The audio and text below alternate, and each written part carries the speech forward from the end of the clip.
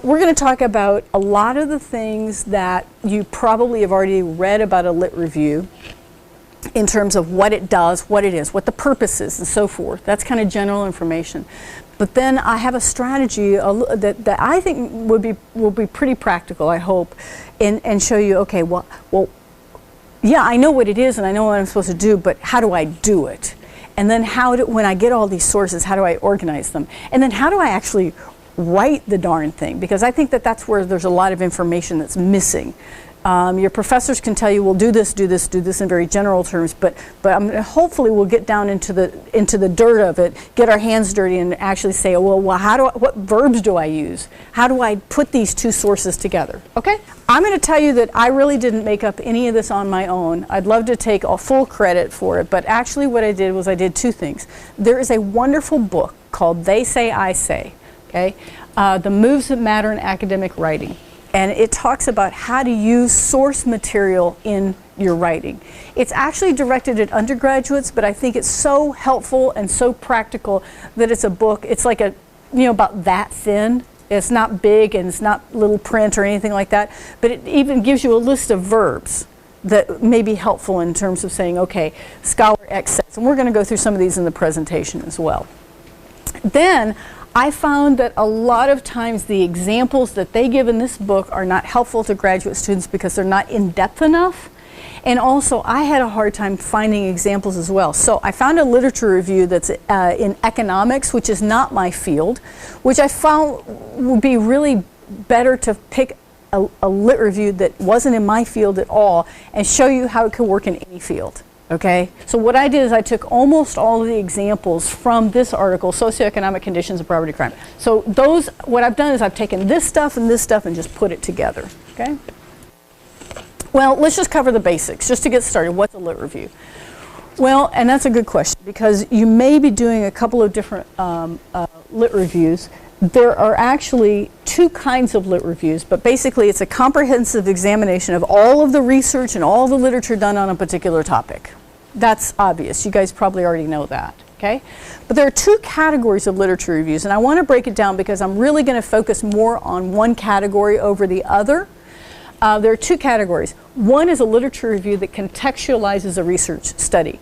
And for probably 90% of you, and I'm spitballing the statistic here, but for about 90% of you, that's what you're doing. You're doing a study, you're doing a research study, okay, in your dissertation, your thesis, whatever, okay? Or your professor is doing a study, empirical research or whatever. You are then doing the literature review that justifies the study, correct? Okay. If it's a journal article, if it's and you're doing the research, if it's a dissertation, if it's a thesis, that's what you're doing. There is one other kind of literature review though, and I think it's important to just touch on it, okay? And that is a literature review that is a study in and of itself, okay? You can actually publish a journal article that is in and of itself a literature review. All right, so for example, if there's a topic that's very mature and there's a lot of literature written on it and it would advance knowledge in the field to do a literature review on it, that would be helpful. There's also a literature review where it's a new or emerging topic and it would be helpful to gather all of the literature on this new or emerging topic. That's suitable as well. The other part that is helpful too is I've seen some literature reviews that combine, if there's a topic that's interdisciplinary and nobody's looked at the interdisciplinary part of it, they bring in multiple disciplines on the literature review and advance the knowledge that way. That second one is not really what we're going to talk about today, but the concepts will apply. But most of you guys are in the boat where you have to write a lit review for your dissertation, your thesis, or a journal article, okay? All right, so let's go move on to the next step. What's the reason? Why would you write a literature review? Well, my professor told me it was part of my dissertation. It's a chapter in my dissertation. But what is it for? One, it establishes what is already known about a particular topic. And two, what methods have been used to research that topic, okay? And then also, when you're doing your research, if you don't do a literature review first, how do you know you're not duplicating what somebody else has already done? That's bad, you know, because then you go to your chair and you go, here it is. This is the last 6 months of my life's work. And they go, yeah, but Smith did that 3 years ago. Smith and Wesson did a study, that's very similar to yours, and start over, right? So you don't want to get in that bind. You want to do your literature review. It's a matter of front-end loading versus back-end loading your work. You want to front-end load your work. You don't want to reproduce what somebody else has done, unless you're reproducing a study that somebody else has done. A lot of times you use the same methodology and so forth, and you get different results. In the sciences, I think this is done. But you still don't want exactly the same thing to happen, because then you're just replicating, okay? It also exposes gaps in the literature and helps you position your research. In your dissertation or your thesis, you're supposed to come up with something new, right? Okay, well, how do you know what's new? How do you know what's new? Okay. At the one of the last slides I'm going to show you is then how to find the gaps in the research, because I think that that's a little difficult. Okay. I've done several literature reviews, and these are the questions that I ask myself, and these are the questions that people ask me. I think the big question is, how much literature do I need to look at? I could spend probably the next 5 years of my life looking at the literature in this field, and that's depressing. So how much? What related ideas do I need to explore? Subtopics or overarching ideas? A lot of times you're looking at a topic, but that topic has subtopics, correct? Or that subtopic has overarching topics. How do I know? Okay, how do I know that I need to go to related ideas? Well, you need to just start swimming in the literature and figure it out. But let me give you an example from my latest lit review. So I'm looking at plagiarism, okay? Just the concept plagiarism. But what I really started with was academic dishonesty. And I realized that that was too big a topic. And I got myself in the literature, and I got myself just in a real tangle, because there was so much literature on it. I go, well, how am I going to write about everything? I can't. Okay, is there a bigger topic that I need to look at? Or is there a subtopic that I need to look at? And one of the things we were talking about before this started was the idea that you're trying to decide on your dissertation topic, and then you need to do your literature review. You may swap that. You may go ahead and start the literature review and then expose a gap in the literature and then find your dissertation topic. That's what happened to me, and it was really helpful. Is there certain literature that provides a better couch for your study than others? And that's how you can also discriminate whether you're going to use a piece of literature in your literature review. Okay? And a related question that may be a duplicate question but more practical for you is, why use a particular instrument for my study, or why use a particular methodology for my study? Okay? In the hard sciences, if you're looking at laminitis, which is really fascinating to me, if you're looking at laminitis, scientists have been looking at this for a long time. Have they been looking in a different way at the problem than you're looking at it? He's using a new method or approach. So why use a different method? Because the other methods haven't been working. See what I'm saying? You only know that when you look at the literature, though. What's been done before to tackle my particular research topic or problem? The next step is finding the literature. That would be good. Some of you have found too much literature, and we'll deal with that in a few slides. But finding literature, how do you know you can find? One of the things that I think, I'm going to show you the details of every one of these suggestions, but one of the things that I think is sorely underutilized is your subject specialist reference librarian. When I talk to the reference librarians and the subject specialist librarians, they go, we just want people to come see us. We love to work with people. And so they're like waiting for you. They're waiting, their arms outstretched. Let me help you. Okay, so take advantage of that. It's free. Okay. The other thing that I think is helpful is, how do you find then good sources? I swim through those databases, the library databases, and I'm completely overwhelmed. How many of you guys find that to be true? I look in there and I do like a search, a topical search, and I get 18,000 hits. And I go through and I go, well, how do I even know that this is a good source? How do I even know that this is something that will be helpful to me, because one of the things in your literature reviews, the question you ask, how much literature do I need to look at? You're not going to be able to look at all the literature if you have a big topic, correct? So how do you know who are the scholars that you really need to cite? And how would you do that? Really, you want the big players. You don't need to mess with the little guys. You want the big scholars, the big players in your field, correct? I don't know about you guys, but when I first research a topic, I don't know who the big players are. Do you? I don't know who the big players are. But Google does. If you go to scholar.google.com, it is not comprehensive. Your databases, your library databases, are a lot more comprehensive than this. But as a starting point, these articles come up, these books come up, and right here it says cited by, and there's a number. This says cited by 45, so that's 45 other scholarly sources cited that source. So if you're overwhelmed with the amount of literature you're looking at, you only want to find the big players in the field, right? So if it says cited by 2, which that would be my journal article, right? You may not want to mess with it. But if it says cited by, 60, cited by 200, right? Then you go, maybe this person is somebody that people are talking to and talking about.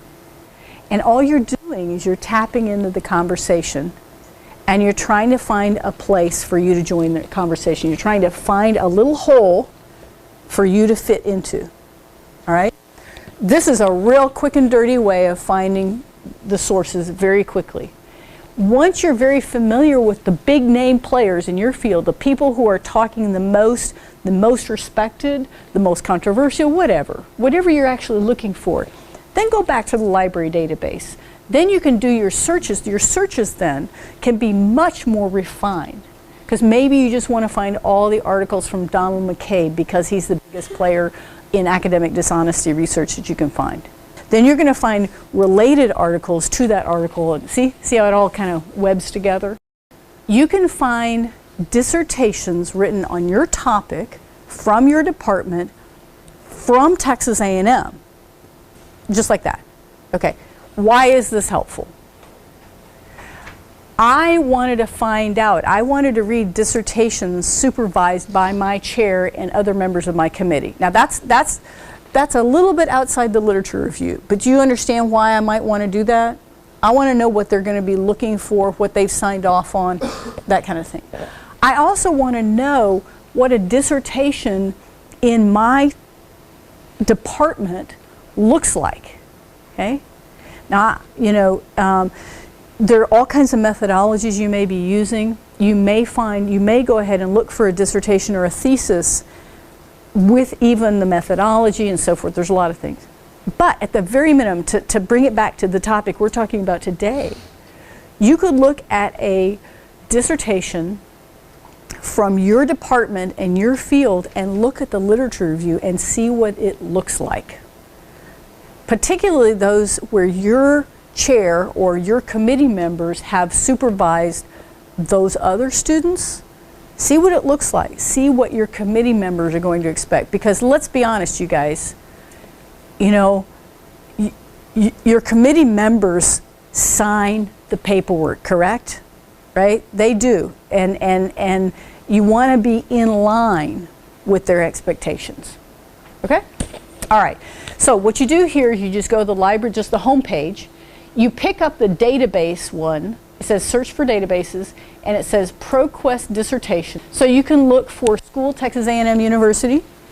You can look for the terms in the abstract, or you can actually look for the terms used in the document text.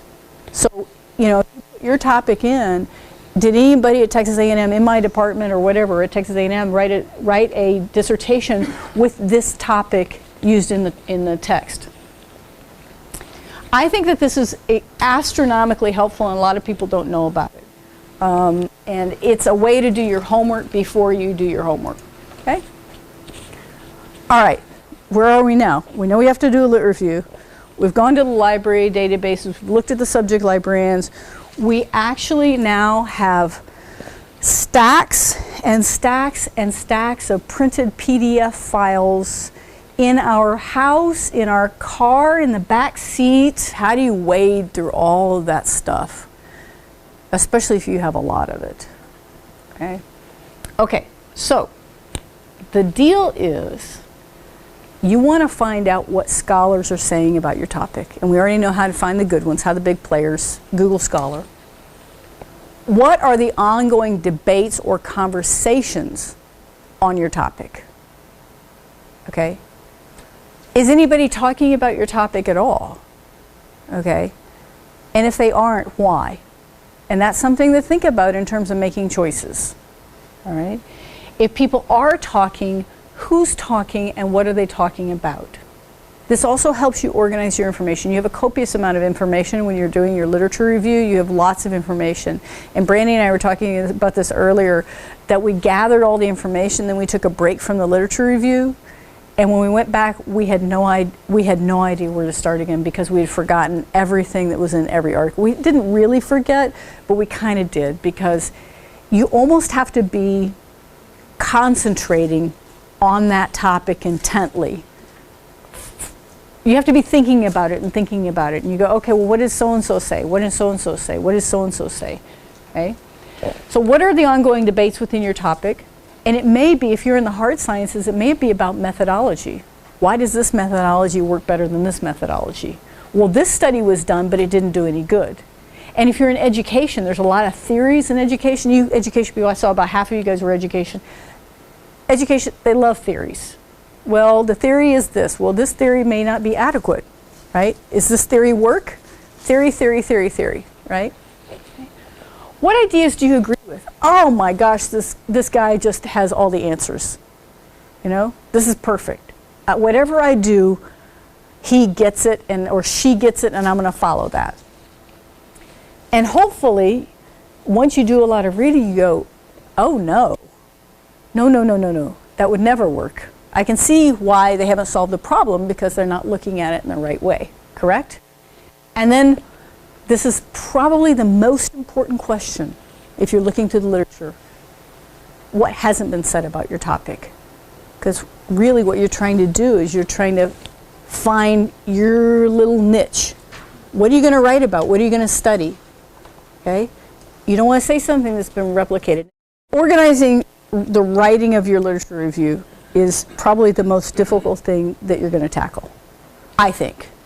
You know, I've got all these articles and I've read them all and I don't know where to start. Okay? I have a couple of suggestions. You probably have a good sense of where the conversation is. You know, you've done all this work, you've done all the reading. You probably have a sense that this scholar doesn't agree with this scholar, and this researcher used this methodology but didn't accomplish what you think could be accomplished with this methodology. Okay? Or maybe it's been looked at in this way but not this way, and you think that that would really solve the problem because somebody else looked at something this way. I was helping a student with her thesis, and she is doing a study of what's called bull switching in a water buck herd. Basically, they bring in a male for a breeding season. They only want one breeding season to help with the health of the water bucks and the survival of the calves. So what they do, though, to keep the herd intact, is they take the bull, bring him in to this breeding season, then remove the bull and bring in a vasectomized male for these water bucks. Okay?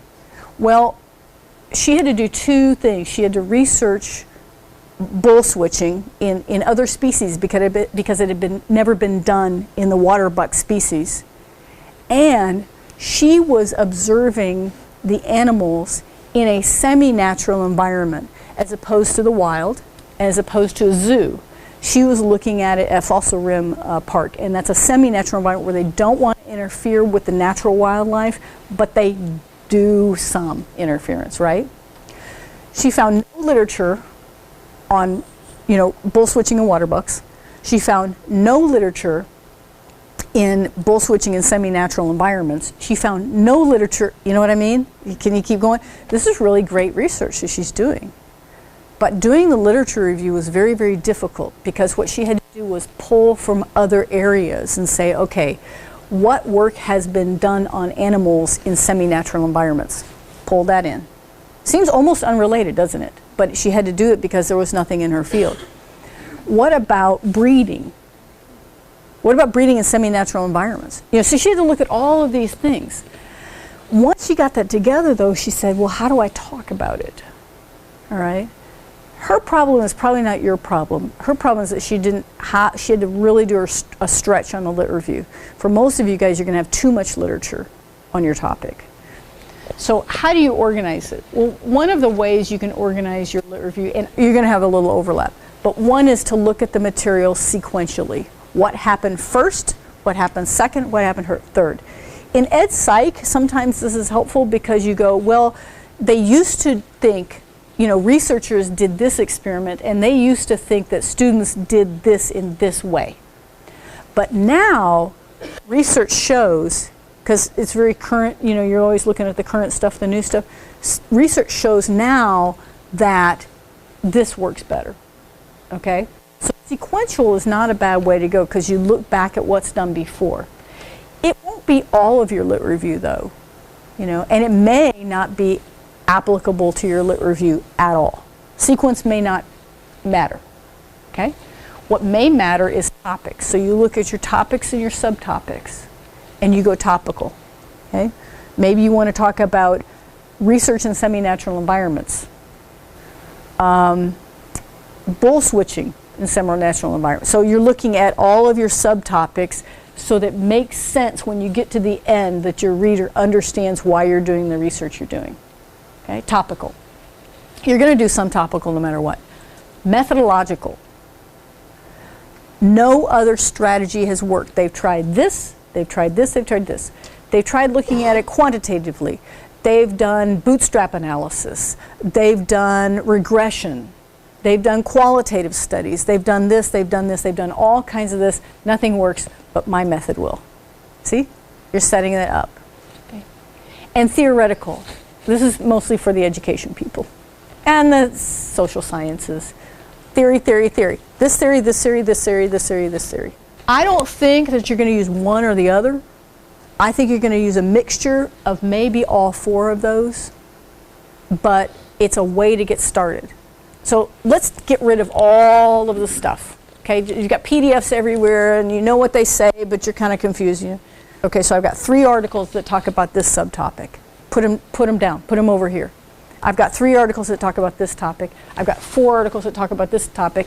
And I have 1 article that debunks all of those articles. So then you have something to write about. You can write at least a couple of pages. And you guys, you don't have to write the lit review in one day. If you try to do that, you will, oh, I don't know what you'll do.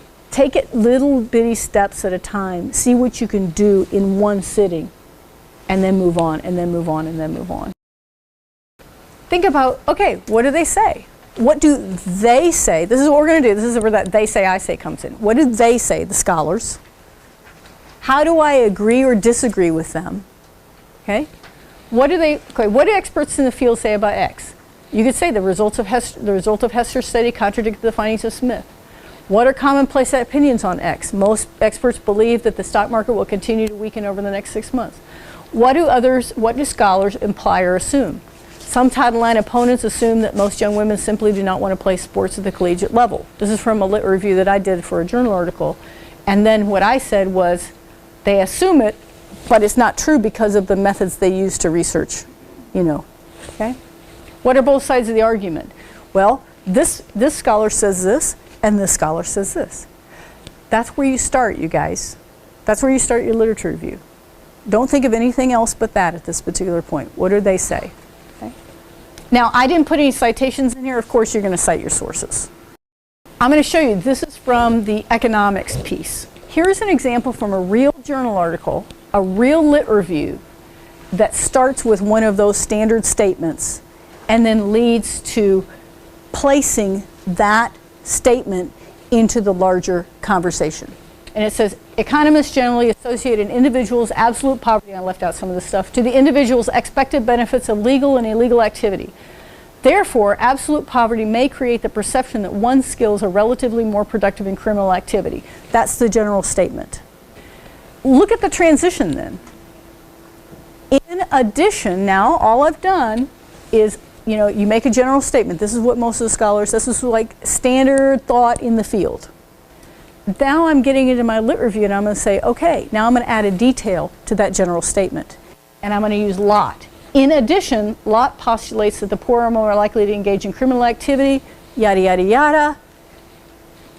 And what am I doing here? Basically, I'm then shifting. I'm saying, okay, this scholar is saying this. You're looking now at both sides of the topic, or all sides of the topic. And you're saying, okay, this is the general thought about this. This is what this scholar says about this. But this scholar says this. Okay? Easy, just using transition words, general statement leading to, now you've got two sources out of the way, right? You only have about 50 or 60 to go, right? No big deal. I'm just kidding. Now, what you can do is, now what I'm doing is, however, and this is, I've randomly excerpted these from the article, so don't feel like you don't understand the article because we're not going in order at all, okay? The author of this lit review says this, stop. In contrast, I'm switching directions here, in contrast to these views, other researchers hypothesize that community and family structure are linked to property crime only if they're associated with relative poverty. General statement, correct?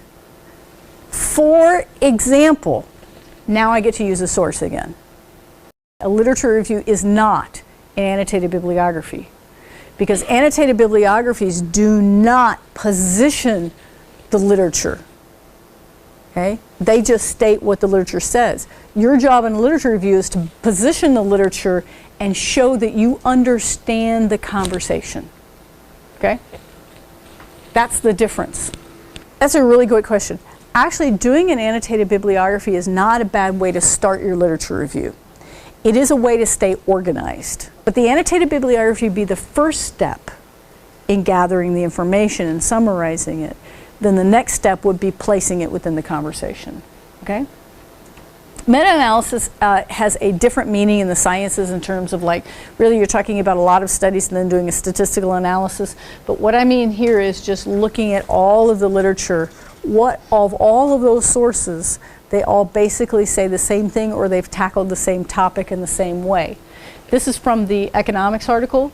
Here's the statement: empirical results from crime studies generally support a positive relationship between absolute poverty or relative poverty and property crime rates. Now, what he has done in this article is all of the sources that this author has cited here, they all have empirical studies. They've all written articles on, they've all done empirical studies that result, the conclusion is that there is a positive relationship between absolute poverty and property crime rates. Okay? So when you say how much literature should I have, if all of these people have done the same study or similar studies and they've drawn the same conclusion, this is how you cite it. However, empirical support for significant positive effects is not universal. Not every scholar or researcher has found this to be true. Gillespie evidently did not. Either that or Gillespie's countering this argument in Gillespie's research. So once you get the breadth and once you've done the annotated bibliography, you can see this pretty easy. It's going to come together for you after that. How then to attribute the sources? Now, all of you from very different areas.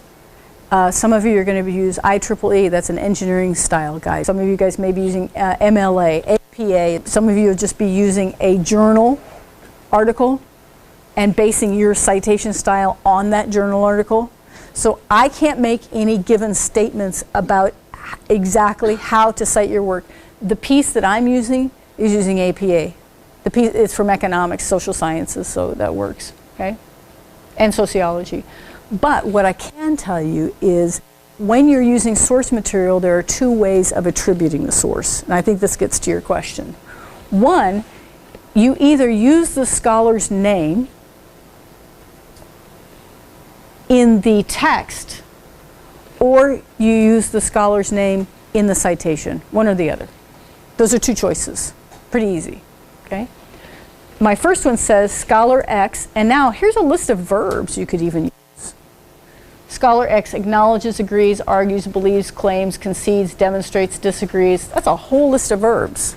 You can use any of those. They're free. Pick them. Use them. No big deal. That's used in social sciences more because if you're talking about theories, there will be a person or a scholar associated with that theory. Does that make sense? If you're in the hard sciences, a lot of times that is going to come in the next one. Attributing sources within the citation. Transformational learning, although that's not the example I used, but transformational learning creates an opportunity for learners to experience a life-changing moment which will alter their worldview, Smith, 1997. A lot of times when you're talking about sciences, you're talking about this methodology was used in this research, yada, yada, yada, yada, maybe using the passive voice even, I don't know, and then you'll put the citation at the end.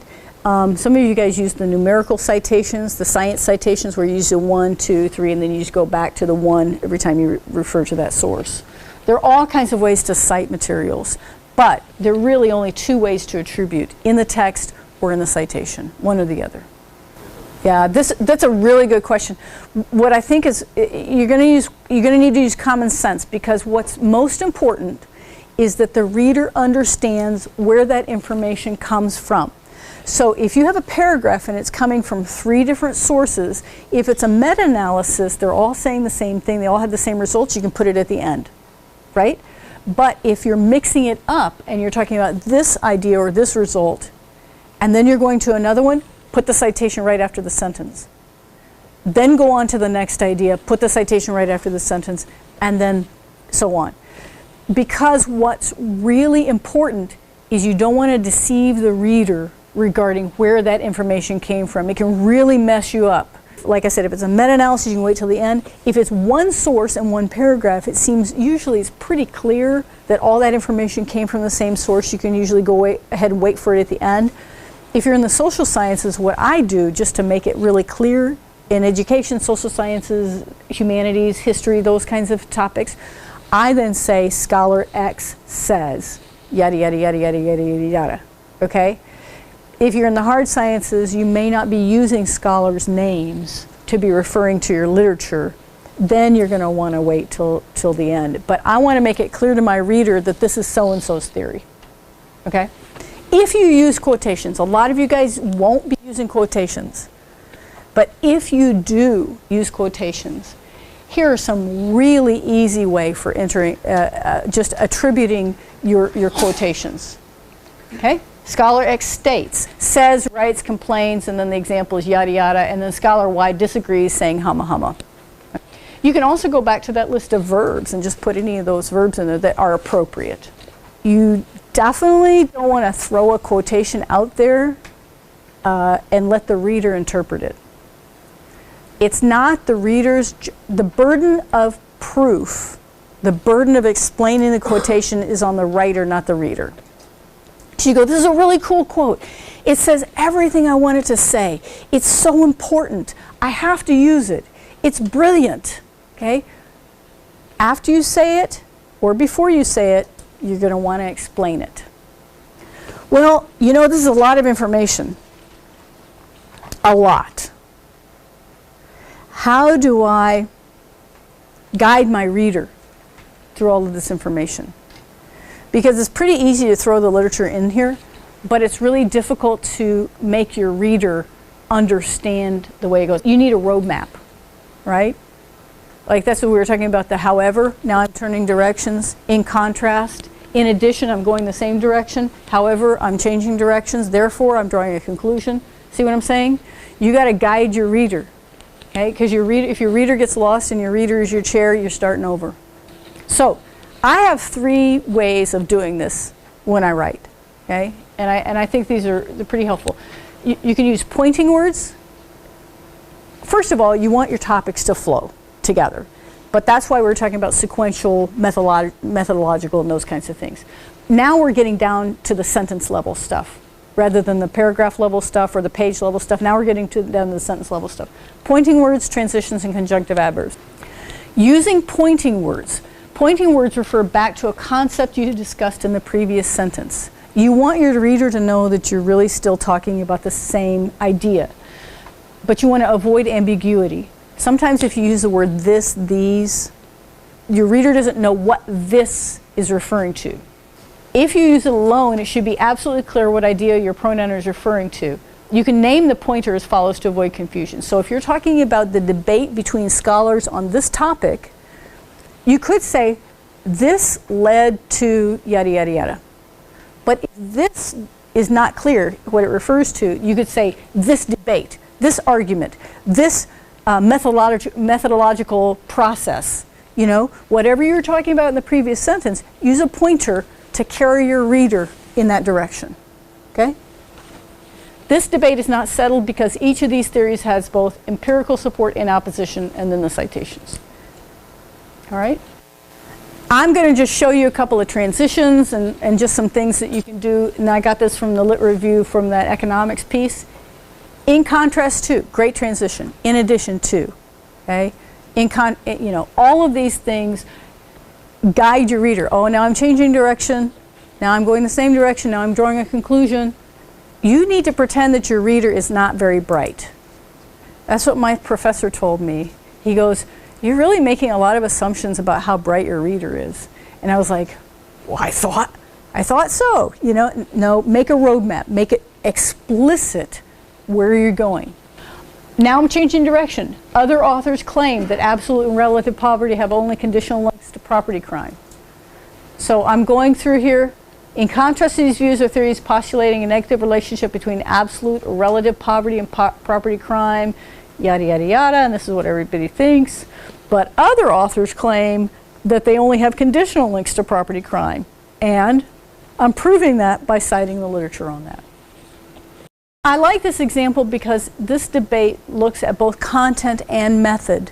And sometimes you will be looking at disagreeing with the content and the method of what's going on. This debate, the pointing word, right, is not settled because each of these theories has both empirical support and opposition. You saw that before.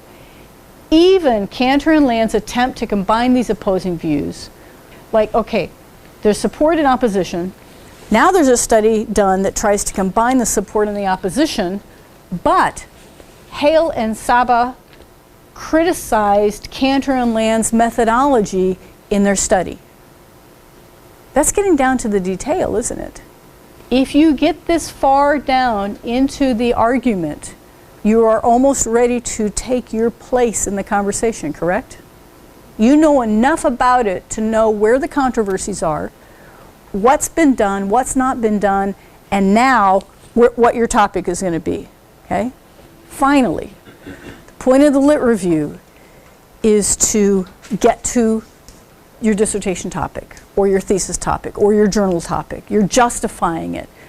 Okay? I've looked at everything. I know everything that's out there. I'm telling you everything that's out there. You're an educated reader. And you guys, I want to tell you something about your committee members.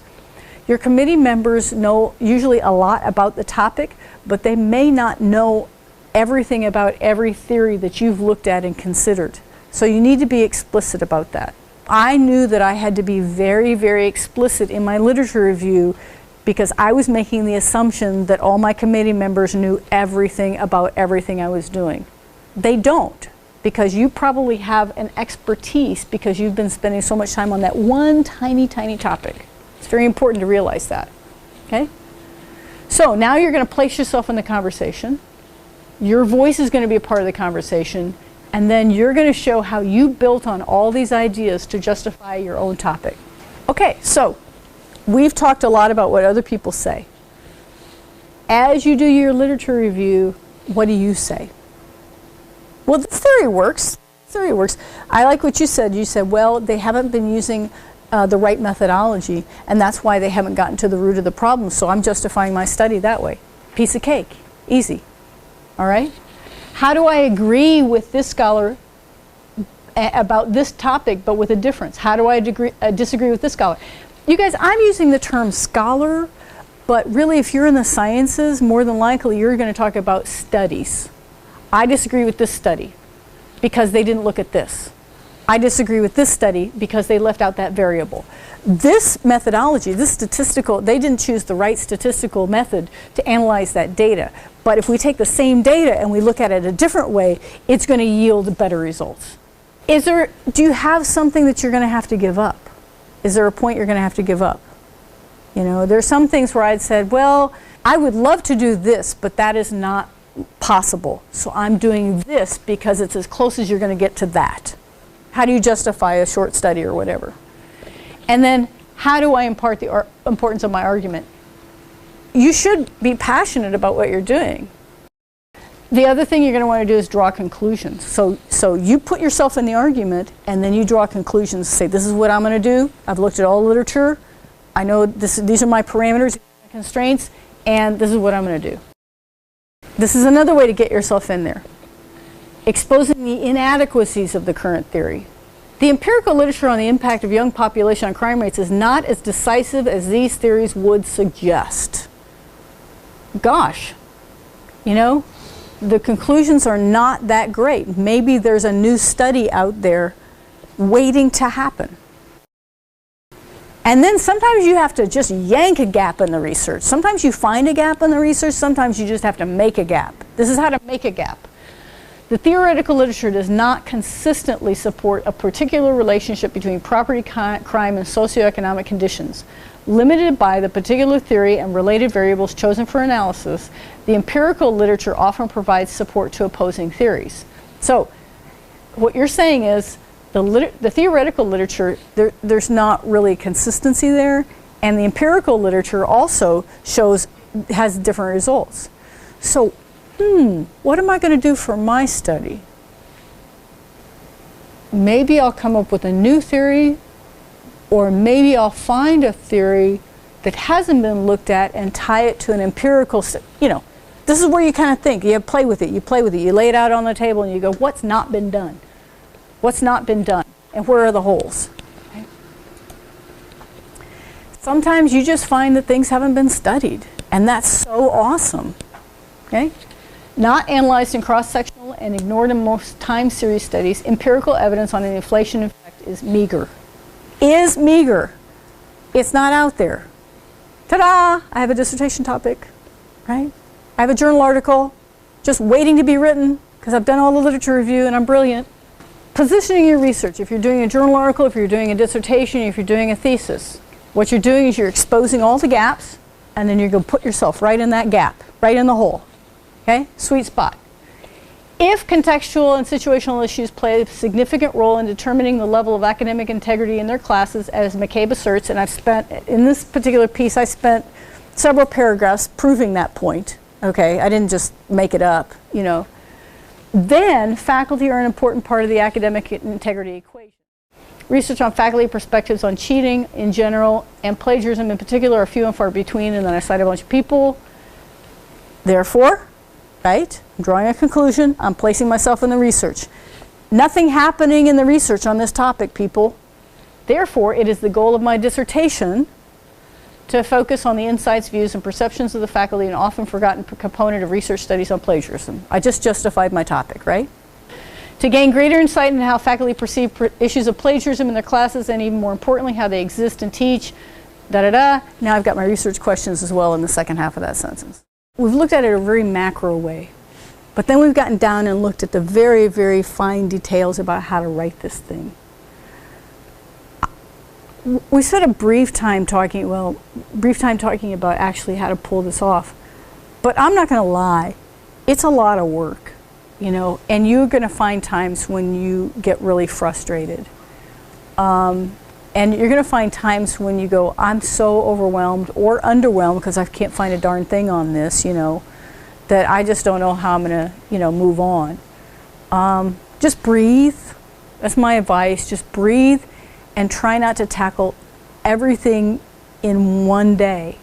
Say, I'm going to work on this topic today, or I'm going to work on finding a source that will tell me, I'm going to find that source that's going to tell me if my 3-month study is adequate, you know, or I'm going to find a study that's going to help me find this, or I'm going to put together all of the arguments like against this way of doing things.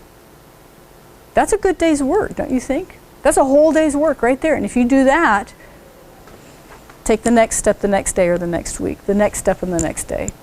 It's daunting. And if you don't break down the task, it tends to be blocking. You get so overwhelmed with it that you're blocked. Back up, breathe. Use just some specific strategies from this and go one. I'm just going to do one thing. And I'm going to do one thing here. Now when you get to step 9 or 10, you may go back to step 1. I'm going to redo step 1. But at least you've already gone that far. Okay? Don't give up, you know. Thanks for coming. Sure appreciate it. Bye-bye.